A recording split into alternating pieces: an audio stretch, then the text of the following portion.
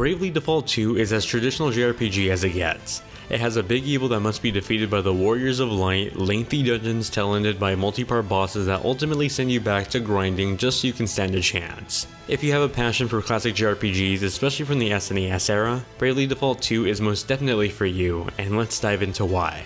If you're new to the channel, make sure you hit that subscribe button, maybe hit the bell icon, and share the video with your friends if you find the video useful. Now let's get into the review, starting off with story. For as awesome as some of the earlier Bravely Default games were when they came to writing interesting personalities, this Nintendo Switch sequel plays it safe. It's the old classic story of some magical elemental crystals guarding a royal kingdom. That balance is destroyed when evil forces go after the crystals, leaving Princess Gloria to go on a quest to rescue the crystals and save her kingdom. Along the way, she'll run into some quirky faces who will aid her on her quest. The cast of misfits quickly become close friends, and the rest is history. It's not a new idea, nor is it particularly well done in comparison to other similar stories. It's good enough in terms of being a backdrop for the adventure, but not in terms of helping the story stand out. For those that are just getting into the series, I'm happy to say that you can at least start with just this entry. While this does technically take place in the same world as Bravely Default and its 3DS sequel, it takes place on another continent, keeping most of its connections and ties to a minimum outside of some neat Easter eggs here and there. If you remember the classic Super Nintendo era of Square Enix JRPGs, you're going to feel right at home with Bravely Default 2. Many of Square Enix's classic tropes are all here. A party of characters goes on a journey to defeat an evil force looking to disrupt the balance of a once peaceful kingdom. The setup might not be so new, but some of the mechanics do remix many of the classic JRPG formulas, and that's most apparent in the name. Bravely Default is an odd name, but that's a reference to the game's battle system. You see, during a battle, each character gets a brave point that acts as a moving point. The more brave points you have, the more actions you can do in a single turn. Brave points are earned by telling characters to default, this world's version of a defensive stance.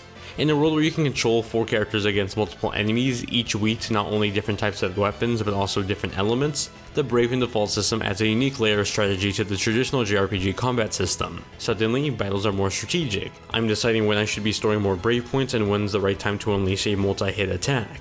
Likewise, because these enemies are weak against specific elements and weapon types, I'm analyzing their weaknesses, balancing out which of my party members I need the most for this fight, and then choosing attack strategies accordingly. An added layer to all of this is the interesting job mechanics. Instead of having characters locked to a single class, it's their jobs that help define their stats and abilities. As characters level up, they earn not only experience points but job points as well that further unlock new abilities that are attached to said job.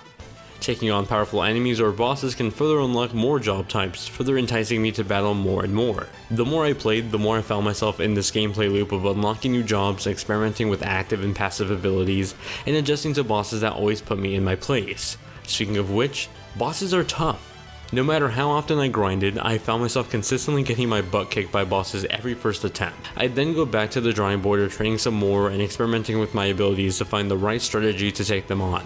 These little battle puzzles, if you will, were certainly no walk in the park, but ultimately did feel rewarding once I managed to beat them. What wasn't as rewarding were the handful of side quests you can do in between the main story missions. These quests usually were variations of different fetch quests, with the main reward being some interesting dialogue here and there. While they do break up the gameplay loop for some variation, these just weren't all that fun to do. I would have loved to learn more about the world through them, or perhaps gone on a secret quest for an ultimate weapon of some sort. This is where Bravely Default 2 drops the ball when it comes to following traditional JRPG tropes. On a brighter note, I was happy to see some quality of life improvements and accessibility options. For example, you can swap between difficulties on the fly at any point. There's also a one-handed controller option for anyone looking to play with just a single Joy-Con, which could be the only way for some players to play.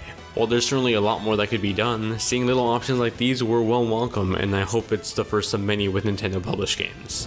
The move from 3DS graphics to Nintendo Switch is beautiful, but probably not as dramatic as you would think. Don't get me wrong, Bravely Default on 3DS was a lovely looking game that took advantage of the hardware both power-wise and with the 3D effect. The transition over to Nintendo Switch sees the series' masterfully created backgrounds truly come to life. I mean, just look at these locations that look like a stunning painting.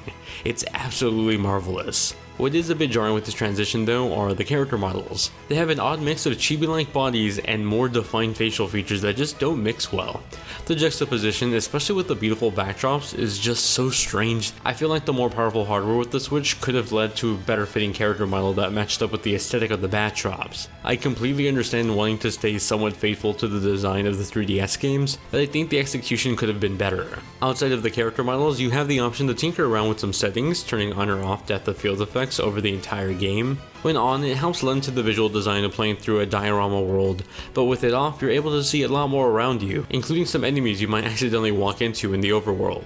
In regards to performance, Bravely Default 2 is mostly fine.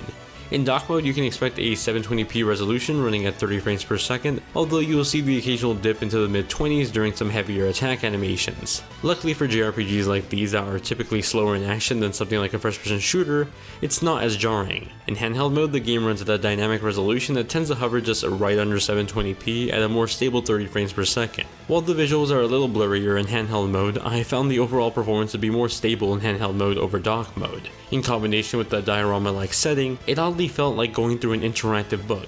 It was cozy. Bravely Default 2 gives you the option of either playing with English dialogue or Japanese dialogue. I went with English for my playthrough, but both were completely viable choices. Outside of some repeating lines during combat, I enjoyed the performances throughout the 60-ish hour campaign. Sound effects were nicely done as well, with some added attention given to the atmospheric tones and general ambient sounds of the environment.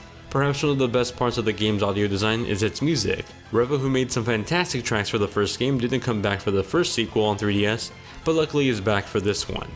Whether I was exploring the mountainside or battling enemies, the selection of songs were marvelous and joins the ranks of my "hey, if you don't buy this game, at least look up the soundtrack because it's that good" list.